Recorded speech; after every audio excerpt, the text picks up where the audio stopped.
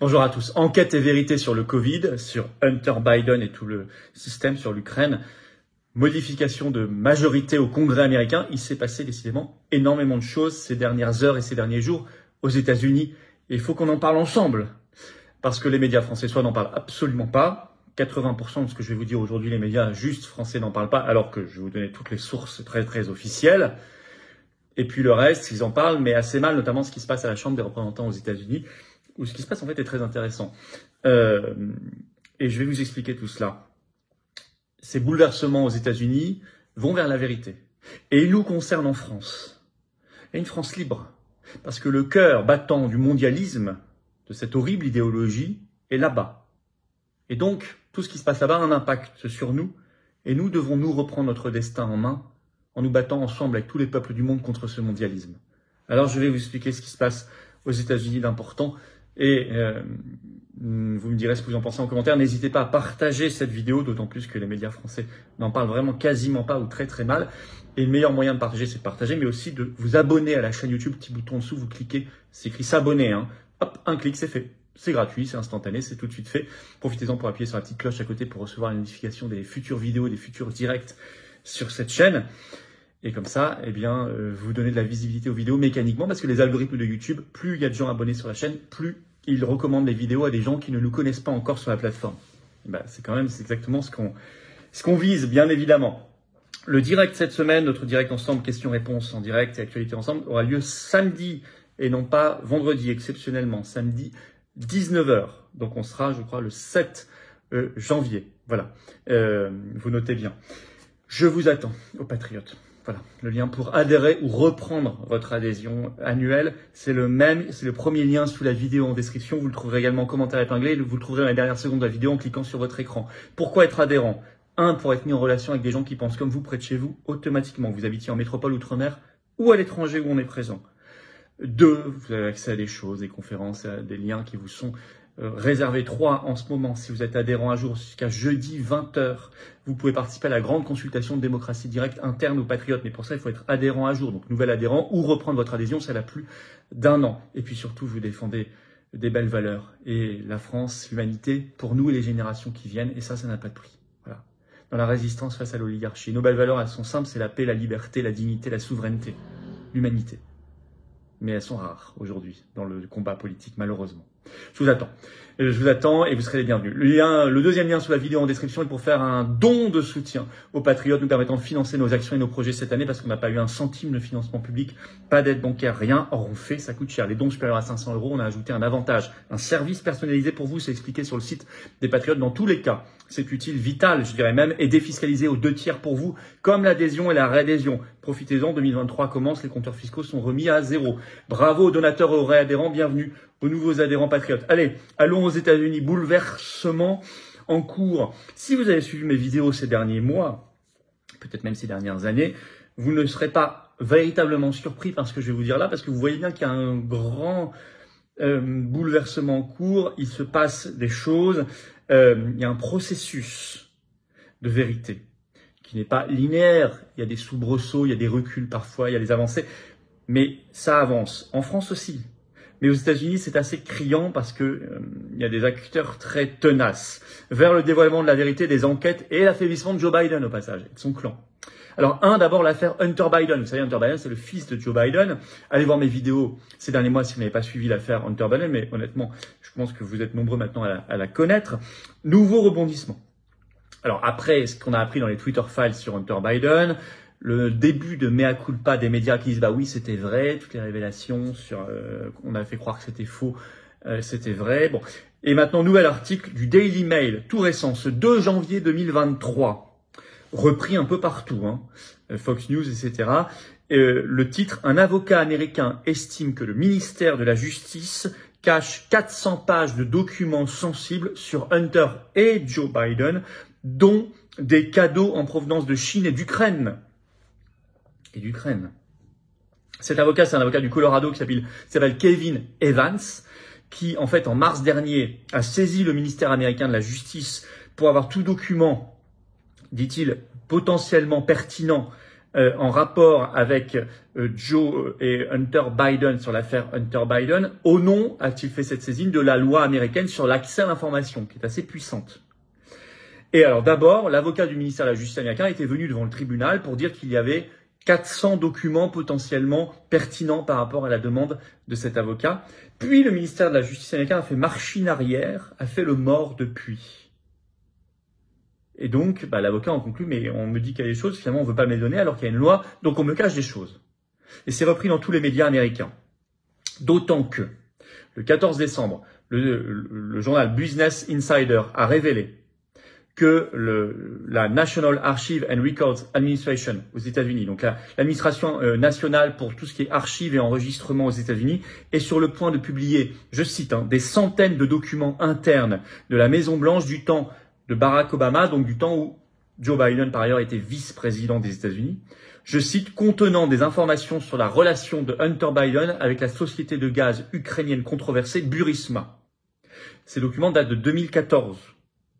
Donc on voit que c'est bien avant le déclenchement des hostilités, février 2022, en Ukraine. Et précise cet article, Hunter Biden était au conseil d'administration de cette société ukrainienne Burisma et il touchait $83 000 par mois. Alors, on verra si ça va bien être révélé, puisque l'administration de Joe Biden a le pouvoir d'imposer son veto jusque février 2023 pour la non-publication de ces documents. Ce pouvoir étant conféré jusqu'en 2029 selon la loi américaine. À suivre. Mais ça concerne les Biden, mais ça concerne aussi la corruption, l'affaire en Ukraine, etc. Tout ça, je trouve que c'est un bouillonnement de vérité qui est extraordinairement intéressant. La grande victoire sur le Covid du gouverneur de Floride, Ron DeSantis. Et là, il y a du nouveau par rapport à ce que je vous avais dit dans la dernière vidéo. En effet, je vous avais annoncé que le 13 décembre, le gouverneur nouvellement réélu de Floride, très populaire, Ron DeSantis, avait annoncé vouloir créer un jury spécial, une cour spéciale sur les vaccins Covid, et il devait demander l'autorisation à la Cour suprême de Floride. Eh bien, il l'a eu. Le 27 décembre, donc entre Noël et Nouvel An, la Cour suprême de Floride a donné raison à Ron DeSantis. Elle a approuvé la mise en place de ce grand jury pour mener une enquête sur la vaccination Covid et tout ce qu'il y a autour. Le lien avec les labos, les effets secondaires, les décisions politiques, etc., etc., les obligations. Bon. Donc généralement, un grand jury, c'est 18 personnes. Ça se réunit pendant 1 an. Alors là, je vais vous dire que ça va être un feuilleton à suivre. Ça va être extraordinaire. Et il y a une dépêche de l'agence AP le 27 décembre. Et vous allez voir qu'en plus, il a bien ciblé les choses. Je vous lis un extrait de cette dépêche. L'angle d'attaque est le bon. La demande de DeSantis fait valoir que les sociétés pharmaceutiques avaient un intérêt financier à créer un climat dans lequel les gens croyaient que se faire vacciner contre le coronavirus garantirait qu'elles ne pourraient pas propager le virus à d'autres. C'est intéressant ça comme angle d'attaque parce que derrière vous tirez, il y a l'obligation vaccinale, il y a le pass sanitaire, il y a le pass vaccinal, il y a les suspensions de personnel, etc. Il y a tous les mensonges. Au moment où, il faut le dire, Ron DeSantis a vraiment le vent en poupe, y compris en France. Alors ça, c'est incroyable. L'AFP, ce 1er janvier, l'agence France Presse, a publié un article qui s'appelle, je cite, 10 personnalités, ces 10 personnalités que vous ne pourrez pas louper en 2023. Ça a été repris dans différents journaux en France, comme Le Bien Public, comme 20 minutes, etc. Et dans les 10, ils ont mis Ron DeSantis. Au moment où ça y est, politiquement, il se passe quelque chose, depuis officiellement ce 3 janvier à midi, heure de Washington, donc 18h, heure française, donc c'est tout récent, ça a quelques heures, une partie du Congrès américain, la Chambre des représentants, est officiellement républicaine et non plus démocrate. Article du Monde du 3 janvier, le titre « États-Unis, la Chambre des représentants passe officiellement sous contrôle républicain ». Je vous l'ai dit, ça s'est fait à 12h, heure de Washington, ce 3 janvier. Alors, ce qui est très intéressant, c'est que cette Chambre des représentants républicaine a promis très rapidement l'ouverture d'enquêtes officielles parlementaires dans les prochains jours, les prochaines semaines, sur le Covid, sur Anthony Fauci, sur Hunter Biden, sur l'Ukraine, sur le gouvernement Biden, sur la corruption, avec d'énormes révélations à venir, ça c'est évident. D'autant que c'est cette semaine, a priori, que seront publiés les Fauci Files, les dossiers Fauci, Anthony Fauci, sur Twitter. On attend, je vous en parlerai évidemment. Alors, ce qui est intéressant, c'est que si vous avez suivi un petit peu cette affaire à la Chambre des représentants, ils doivent nommer les républicains un président et pressenti pour l'instant celui qui dirigeait le groupe républicain jusqu'ici minoritaire à la Chambre des représentants. Maintenant, ils sont majoritaires parce qu'ils ont 222 élus. C'est Kevin McCarthy. Et il se trouve qu'il y a 20 à 30 élus, selon un article du Monde du 4 janvier, républicains, qui le trouvent trop mou, Kevin McCarthy. Et donc, ils font pression. Ils ont voté plusieurs fois. Ils ne l'ont pas élu pour l'instant. Donc, la presse française dit crise totale. Non. C'est très intéressant parce qu'ils font pression sur lui pour qu'il soit plus tenace, plus acharné pour aller vers les enquêtes et vers la vérité. Ce sont des partisans de Trump, des partisans aussi de DeSantis ou d'autres. Et donc, ils font pression sur lui, ou voire un autre, pour obtenir des concessions. Je vais vous lire un extrait de l'article du Monde du 4 janvier, vous allez comprendre. Et il se trouve que, ça y est, il commence à en faire. Et ça, c'est très positif. Je cite, Le Monde. Depuis décembre 2022, l'élu de Californie, donc Kevin McCarthy, n'a cessé de faire des concessions aux petits groupes rebelles, les 20 à 30 élus. Il a promis de nombreuses commissions d'enquête contre l'administration démocrate, du Covid-19 aux affaires de Hunter Biden, le fils du président. Il s'est rendu à la frontière avec le Mexique pour appeler à la démission du secrétaire à la sécurité intérieure, Alejandro Mayorkas. Pour moi, c'est très positif. Le Monde écrivait déjà le 2 janvier que Kevin McCarthy semble vouloir leur donner des gages et Fox News le 2 janvier écrit « Kevin McCarthy fait des concessions à ceux qui contestent sa prise de fonction ». C'est intéressant, c'est pour ne pas avoir une opposition molle à la française, j'ai envie de dire. Un style, ce qu'on voit à l'Assemblée, au Sénat, c'est-à-dire des ultra mous. Non. Là-bas, ils font pression sur lui pour que ce soit une vraie opposition. Et ça, je trouve une vraie alternative. Je trouve ça très bien. Alors que ça passe par des petites crises, des moments un peu de tension, mais très bien, mais c'est ça aussi la vie. Vaut mieux ça que tout se fasse très facilement et qu'on ait ensuite une bande de méduses et de mous, de mollusques. On n'a pas besoin de mollusques. Enfin, notons, article de CNN qui a eu l'information ce 2 janvier, le possible très rapide retour de Donald Trump sur Facebook. Je cite CNN, Facebook envisage de permettre à Trump de revenir, décision attendue dans les prochaines semaines. Annonce faite le 2 janvier par un porte-parole de Meta, donc le groupe qui possède Facebook, à CNN. Je rappelle qu'il avait été banni depuis janvier 2021 à l'époque pour 2 ans. Donc nous verrons tout cela. Alors, en conclusion, je vous parle des États-Unis, mais vous avez bien compris que c'est très important pour la France, car on est au cœur là-bas de la bataille contre le mondialisme. Donc le covidisme, la dictature numérique, enfin tous ces mensonges contre le mondialisme qui va contre aussi la souveraineté des nations et des peuples, bien évidemment, et donc celle de la France. Et dont un des bras est l'européisme. Donc c'est très très important ce qui se passe là-bas, il faut suivre. Au moment où on est déjà dans une période où beaucoup de vérités ont éclaté, depuis plusieurs semaines, vous le savez et vous avez suivi cette chaîne. C'est donc à suivre. Je vous ai annoncé beaucoup de dossiers à suivre, et on va les suivre, ne vous inquiétez pas. Il faut mener le combat tout le temps et partout. Voilà. Aux États-Unis, une semaine, nous devons le mener ici. Main dans la main. C'est évident. Et 2023, de ce point de vue-là, va être extrêmement chaud et actif du point de vue des patriotes qui prennent toujours leurs responsabilités.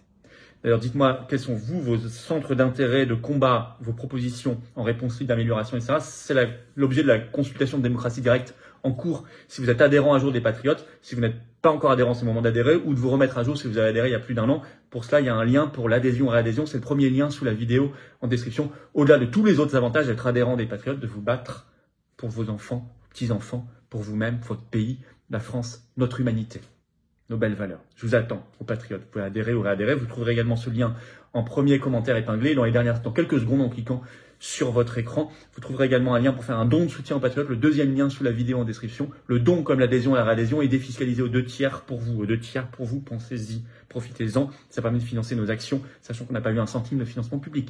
Rien. Pas d'aide bancaire contre l'oligarchie. Vous pouvez également vous abonner à la chaîne, petit bouton cliquer, s'abonner. Ah, ça c'est instantané, c'est gratuit.